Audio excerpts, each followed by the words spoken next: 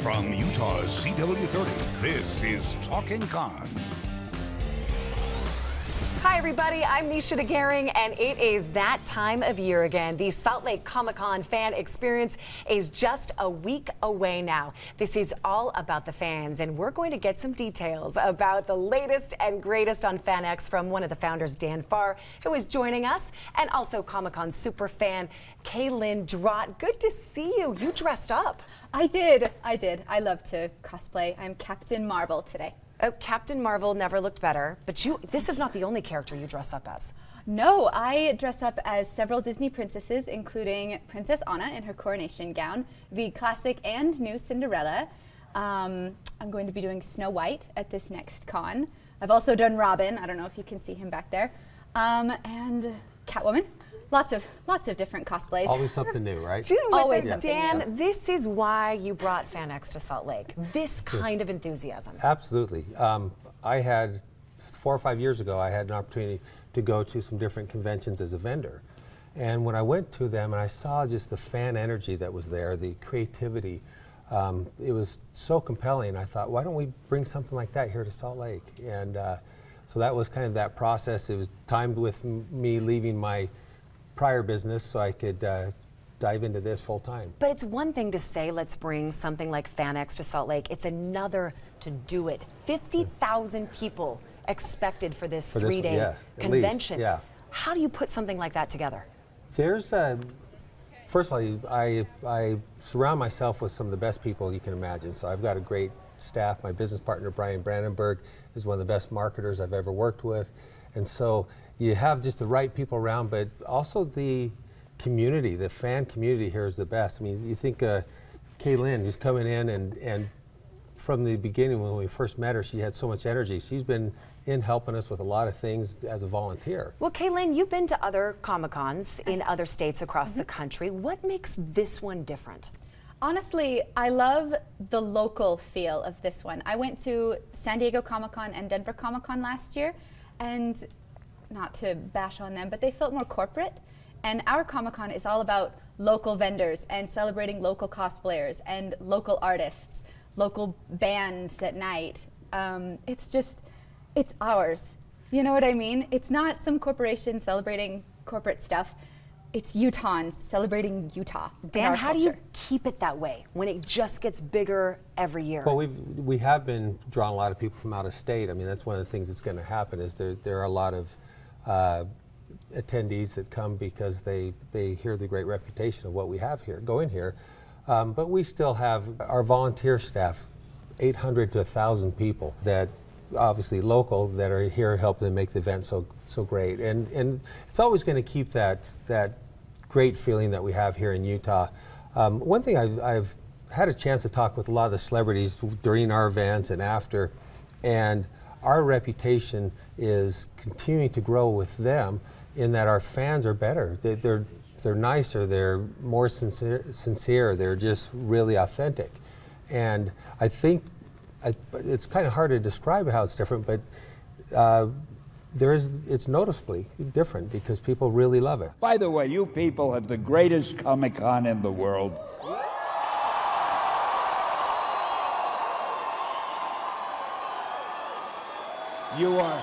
You are the best group of fans anywhere, and it is such a pleasure coming here, I can't tell you. All right, you brought up celebrities. Do you have a favorite? Kaylin, I'm gonna get to you. I know who yours is. Dan, what about you? That's like picking a favorite child in a lot of ways, because I've become friends with many of them. You know, Manu Bennett's been on your show several times, and Lou Ferrigno, Kevin Sorbo, all of them.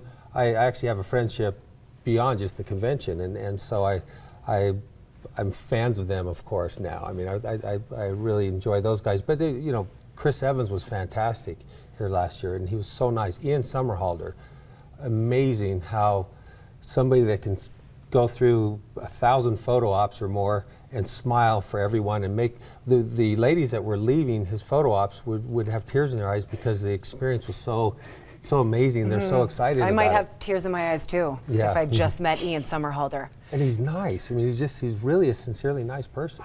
You guys are amazing. There is a lot of love in this room. did you get excited to meet? In September, I was waiting in line for my Chris Evans photo op, and he walked by me, and he saw me in my Cinderella outfit, and he smiled and waved at me and said, "Wow." And I said, FanXperience. "What? Yeah. What is going on?" It was really amazing. You are all welcome to hug me today. No one. I know. Okay, form a line. Well, because it seemed like people would come up and say they told me not to hug you, and I was like, you can hug away, go for it. Yeah, this is. I'm not a hugger. I'll just give you like the little shake. No, you know, come on, we're gonna hug. Oh, Dude. okay. Come on. But that's what's cool is you can so get cool. that close to some of your favorite celebrities. Yeah, yeah, and find out they're real people. They have a personality that's besides what you see them on TV. They really there's a fun sincerity and realism that comes from meeting people in these environments. Are you surprised though, Dan, even now after all you've learned and the people that you've met, that someone like Buzz Aldrin says, absolutely, I will be there this year? Yeah, that's going to be really fun to see. I'll give Brian Brandenburg, my partner, credit on us going after Buzz. I usually am in charge of booking the guests, but he just had an idea. He wanted to get Buzz Aldrin here, and I thought, okay, we'll put this one on you, Brian. You decide if you want to, how we're going to handle it. And he got the ball rolling, and the response has just been phenomenal. We're doing a special Buzz Aldrin event, and he'll spend an hour in a QA session and just actually a speech. He'll be able to talk about some of his history and great things. And this experience does not come around very often. When you say the words to someone like Buzz Aldrin, this is about Salt Lake Comic-Con FanX, did they know what you're talking about? Celebrities Yeah. have heard of this event Most of now. them do. I think Buzz, I'm not sure if he did or didn't, just because we've only worked with his management team, but once the managers start asking a few questions, our reputation is really strong. Kaylin is a 5th grade teacher, so this is not your day job, right? No, no, it's not. Shout out to 5th graders at West Weber Elementary. I told them I would give them a I shout bet out. they love it that you are such I've a been there. huge fan. Yes, Dan came to visit us. Oh, you've Yeah, met the kids? I did, Yes. yeah. Do a It lot of was the kids awesome. come with you to FanX? There are actually a few in my class who, I have one little boy, he's going to be young Anakin. I have another one who's going to be a young Power Girl, so that'll be interesting how she puts that together. But they're so cute. My whole room is decorated in the superhero theme, and the kids just love it. They all have Probably the superhero funnest names. 5th grade teacher anywhere. any kid Yeah. has ever had. Oh, stop it. It's- Just you know, kidding. the We do kid- have a lot of fun, though. The kids were really excited about her. So yeah, when I met them, so I'm an outsider coming in, and she had me up to speak to the kids, and they were really excited about the stuff she does. Okay, but speaking of excited, what are you excited about this year? Oh gosh, everything. Obviously. All the cosplayers. We have a huge local cosplay community, so it's so much fun to chit-chat with everybody. I'm so excited about the panels, especially Buzz Aldrin's. The cosplay contest, my mom and I cosplay together, so we're gonna hopefully be in that. Just getting to see celebrities, that's my favorite part, though. Dan and I, Celebrities. you and I talk about this. Cosplay people and FanX Comic-Con people are good people. They are, and it's fun to see the friendships that develop with the community that builds up around this. How many friends have you made just doing this? So many. Yeah, so many. So many. And that happens. It's become such a friendly environment. People, it kind of came to me when I went to another convention, and I went out to a common area, and I looked around, and I see all these cosplayers and heroes and villains and everybody, and they're all getting along, talking, and it's like, hey, we really can all get along in this world. This is the place we all do it. Well, you mentioned panels just a second ago, and you don't just get along at panels, you actually get a behind-the-scenes look at a celebrity. You see them like you never have before. How to get involved in those and which panels are going to be huge at next week's Comic-Con FanX when we come back. You're watching Utah's CW30's Talking Car. You're watching Utah's CW30's Talking Car. We want to welcome you to Salt Lake's Comic-Con. We have a whole line of questions here for you. But first, we'd love you to say hi. Thank you. Before we start with questions, I want to tell you a little story. And when we were making the original series, during the third season, we were shooting an episode called "The Gamesters of Triskelion," and on a Friday afternoon, the producers called me to their office and they said, "We need for Spock to do a song, to sing a song on Monday, and it should have an Elizabethan feeling about it. Is there a song that you can think of that we could use?" And I said, "Well, let me think about it over the weekend." And over the weekend, I wrote a song called "Maiden Wine," and I sang it on camera in the show. We filmed it on the following Monday, and it went something like this.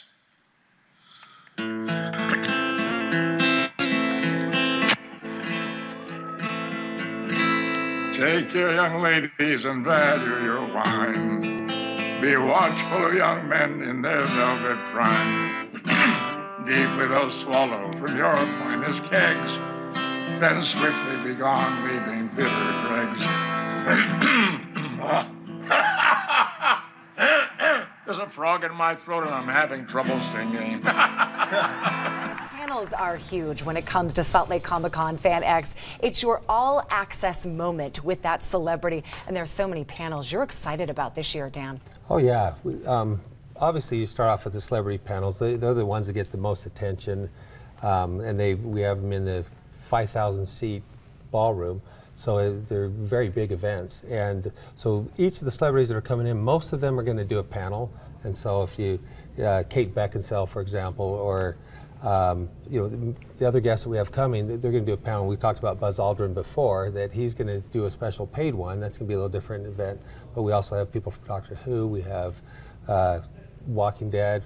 So we've got a lot of fun panels planned. Who asks the questions in the panel? Does someone in the audience maybe get a chance to ask their favorite celebrity something they've been dying to know? Even if we have a moderator on the panel who starts off asking questions, we open up for the audience to be able to ask some questions. And so we try to make sure that the people are asking appropriate questions. So we do have, at the microphone, we have somebody screening the questions to make sure that they're not asking anything they shouldn't. But the questions they're so organic. First off, I just want to tell you, my younger brother loves your characters so much, he named his hamsters after your characters, and Fred has just died, sadly.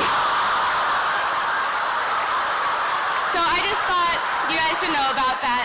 But my question is, what has been your most awkward fan experience? Apart from right now. The panels, we have not, we think that we plan them, we think something's going to happen, and then what really happens is something magical. We've seen that many times where a panel comes together and something just unique and special happens. Catchphrase, fail the city. Oh, what's your name? Phil. Phil, you have failed this city. What's been one of your favorites? I can think of a few that people have buzzed about here at the station.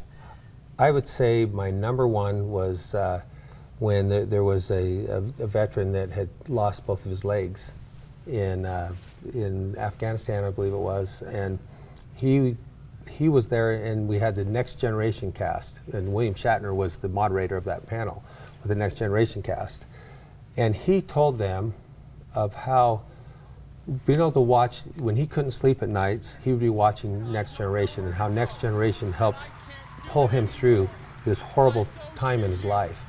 And as he told that story, the whole cast, you could see that they were touched, and several of them were crying. Even Shatner, as he was talking, his voice broke. I mean, you could tell that he was touched. They got up out off their seats, they went down, they all gave him a hug. From years ago, and I come home now, and you were the faces I turned to in my time of need and in my time of desperation. I don't know, for countless hours of comfort and wisdom, and you didn't know you were preaching to us. You were talking to every single person in this room. Thank you. Thank you. And that's, you can't script that. That is real life, powerful stuff that happens that, it was so touching. From the emotional to the fun, I know the voice actors had everybody laughing. Then it was you what let the troll in. Oh, very good, Potter, yes. Snape, unfortunately, was not food, but he doesn't understand. I am never alone. Never! As Voldemort calls out. Use the boy. Yeah, that's been one that when I first heard about the panel, I thought, oh yeah, it sounds kind of fun, interesting. So the first time they did that, we put them in our second biggest room, and it was just so packed, and everybody loved it.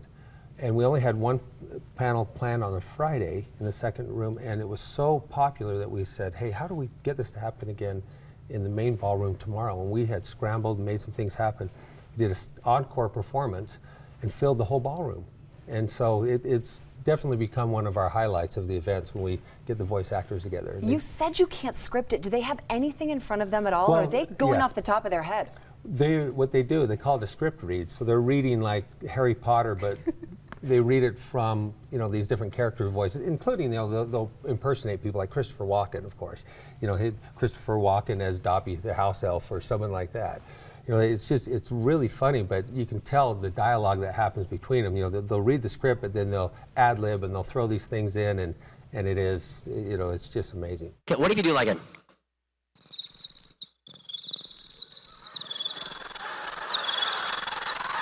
I love that one. That. That's fantastic. She's signing crickets.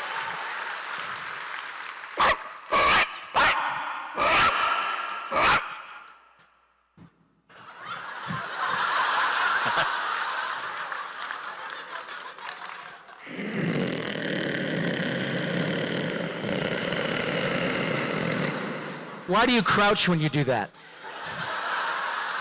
Because it feels good. Do you see that a lot of these casts and a lot of these actors truly like each other? When you say they really do, they're friends. They do, yeah. Oh yeah, there's certain relationships that you can see that, on camera they're friends, but off camera they're great friends. Alan Tudyk and Nathan Fillion are two that you could say are people that, that magic on camera, but it also exists off camera. Okay, Lynn, have you been to any of the panels? What was your favorite? I actually went to the Twisted Tunes one where they read Harry Potter, and I was dying. It was so funny hearing all of these different voices, like famous people voices, saying the lines of the characters I love so much. It was so much fun. Is it meeting the celebrity? Is it the picture? Is it the autograph? Or is it the panel? Is it all of the above that the fans want to see? If you ask different people, you can get different answers. Everybody kind of has their own thing that they're drawn to. I do think that photo op becomes really important for people to kind of have that memento where they got their picture with a celebrity. That's a big deal. But the panels, being able to hear people. Did Carrie Fisher do a panel? She did. Yeah, How was that? And she wasn't going to either. When we had her, she was. I think there's a little bit of discouragement from Lucasfilm, or they want to be careful what their actors are saying, so there wasn't a lot of encouragement there, but we pushed and finally got permission for her to do it. And when she came out, the first thing she did is she asked for, she goes, I need a Pepsi, and we had water for her. We didn't have that. Does anyone here have a Coca-Cola? You do?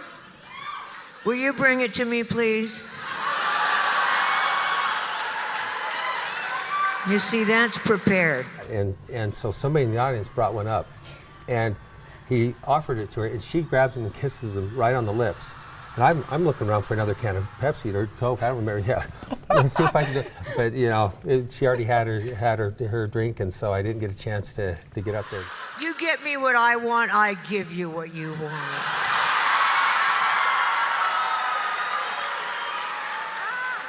Some more behind-the-scenes moments ahead. We will ask Dan for any of those final details. Here we are a week away from Salt Lake Comic-Con FanX and how you can get tickets when we come back. You're watching Utah's CW30's Talking Car. You're watching Utah's CW30's Talking Car. It's been so fun to do this special and hear behind-the-scenes stories about Salt Lake Comic-Con FanX now just a week away. Dan Farr promised maybe some last-minute details. What do you have for us, Dan? Well, the thing is we mentioned the organic nature of what happens, and with some boy band members being at the convention, you never know what's going to happen. Kaylynn's on the edge of her seat right now. Yeah. Excited. So the Dead Seven panel is going to be really fun, and who knows what's going to happen there. But you might even see like a shark attack. These things happen. Wait, so, like Sharknado? Could be. You never attack? know. Yeah, exactly. Stuff like that happens at our event. Well, are you surprised sometimes? Like when the day comes, that it all comes together and it comes together well? Yeah, I mean, you can plan all you want to up front, and there's still going to be some things that you have to deal with at the time. Most of them are good, though. We get a lot of new opportunities. We have people show up, and we're like, oh, we didn't know you were here. Or maybe there's celebrities that are filming a project, and then we find out, oh, you're filming, you're going to be in town on your project. Well, let's get you over to the convention. Kaylynn, I love it that you've smiled for this entire special from start to finish. What can you not wait for? Oh my gosh. The entire experience is going to be so wonderful. What these gentlemen and wonderful ladies who work at the Comic-Con put together is so magical. Between the fans, the celebrities, the boy bands, the astronauts, the panels, the cosplay contest, it's all going to be wonderful. I am so looking forward to it. Like, I can't even. You can't.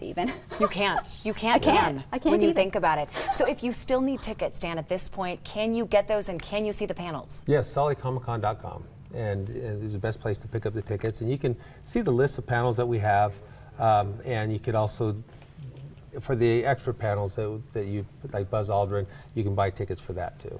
We should mention we don't do a special like this on Comic-Con and FanX here at Good for Utah without our good friend and producer Roxanne Hasagawa. When I think of everything you guys do at Comic-Con, I think of her.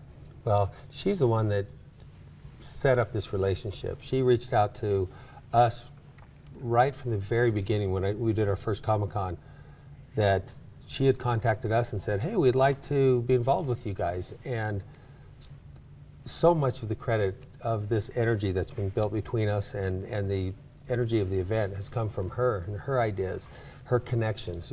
She's the most connected person I've ever seen. She just pulls up her phone, okay, let's connect you with here. Just an amazing, wonderful person that built up people around her. That's what she would do. She would try to just be kind of quiet behind the scenes, but then she would make other people successful and help them. Oh, hello there. This is Winnie the Pooh, and I'm very sorry, but Rox can't come to the phone right now. She's out gathering some honey. Well, of course she is. Don't be ridiculous. She can't sit around here all day long. She's got bouncing to do. Let's do a live long and prosper. Let's do a live long and prosper. Unfortunately, Roxanne passed away from breast cancer several weeks ago.